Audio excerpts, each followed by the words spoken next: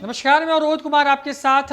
बिहार में एनडीए में सब कुछ बेहतर तो नहीं कहा जा सकता है। मुकेश सहनी ने जिन शब्दों का इस्तेमाल किया है कि एनडीए के अंदर में हिंदुस्तानी अवाम मोर्चा यानी कि मांझी की पार्टी और उनकी वीआईपी पार्टी का कोई मतलब नहीं है। चलती या फिर होता वही है जो कि नीतीश कुमार के जदयू या फिर बीजेपी तय करते हैं, यानी कि एनडीए के अंदर में सब कुछ ऑल इज वेल नहीं है। मुकेश सहनी ने एक प्रेस कॉन्फ्रेंस का आयोजन किया था और उसी में इस बात का खुलासा किया, जिसके बाद मुकेश सहनी पहुंच गए हैं अचानक से जीतन राम मांझी के आवास पर मिलने के लिए। बताया जा रहा है कि मांझी के साथ मुलाकात करके जीतन राम मांझी से मिलने के बाद मुकेश सहनी जो है नई रणनीति तय कर सकते हैं।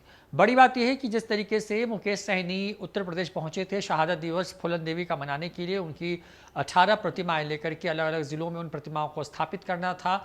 चुनाव होने हैं साल 2022 के शुरुआत में यूपी के अंदर में, और वहां पे मुकेश सहनी की वीआईपी पार्टी एक तरीके से ताल ठोकने के लिए तैयारी कर रही है। इन तमाम खबरों के बीच में वाराणसी एयरपोर्ट पर ही एक तरीके से मुकेश सहनी को डिटेन कर लिया गया और उनको एयरपोर्ट परिसर से बाहर नहीं आने दिया गया। और उनके जो कार्यकर्ता थे वाराणसी के अंदर में, उन तमाम लोगों को एक तरीके से रोका गया।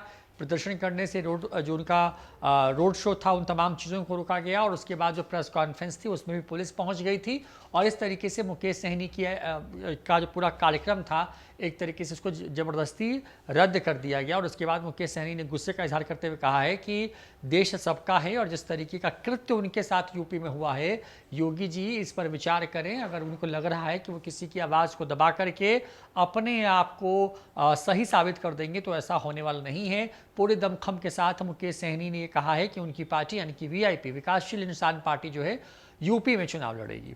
बड़ी बात यह है कि इन तमाम खबरों के बीच में एनडीए को लेकर के भी मुकेश सहनी का बयान सामने आया। आज मुकेश सहनी की तरफ से एनडीए की जो विधायक दल की बैठक थी उस बैठक का एक तरीके से बहिष्कार किया गया, और उसके बाद वो मुकेश सहनी जो हैं वो पहुंचे हैं जीतन राम मांझी के आवास में मिलने के लिए, और वहीं पे खिचड़ी पक सकती है।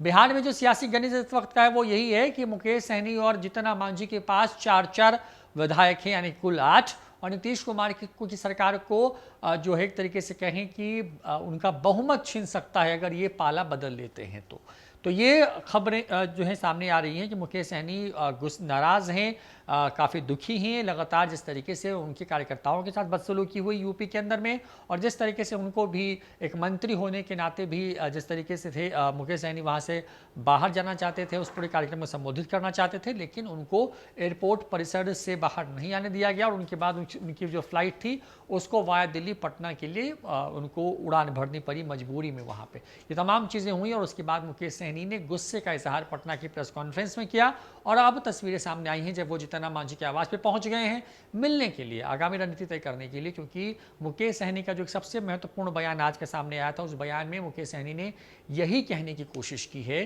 कि जिस तरीके से बिहार में एनडीए के अंदर 4 दल शामिल हैं, लेकिन यहाँ पर होता या फिर चलती बस 2 पार्टियों की है, और वो पार्टी है जदयू और बीजेपी, यानी कि हम और वीआईपी पार्टी के नारे लगा दिए गए हैं। ये कहने की कोशिश मुकेश सहनी ने की, और इसके बाद अब मुकेश सहनी पहुंच गए हैं जीतन राम मांझी के आवास उनके 12 एम स्टैंड रोड पर, और वहां पर उनकी मुलाकात चल रही है, मीटिंग हो रही है। जो भी अपडेट होगी देंगे सबसे पहले न्यूज़4नेशन पर। नमस्कार।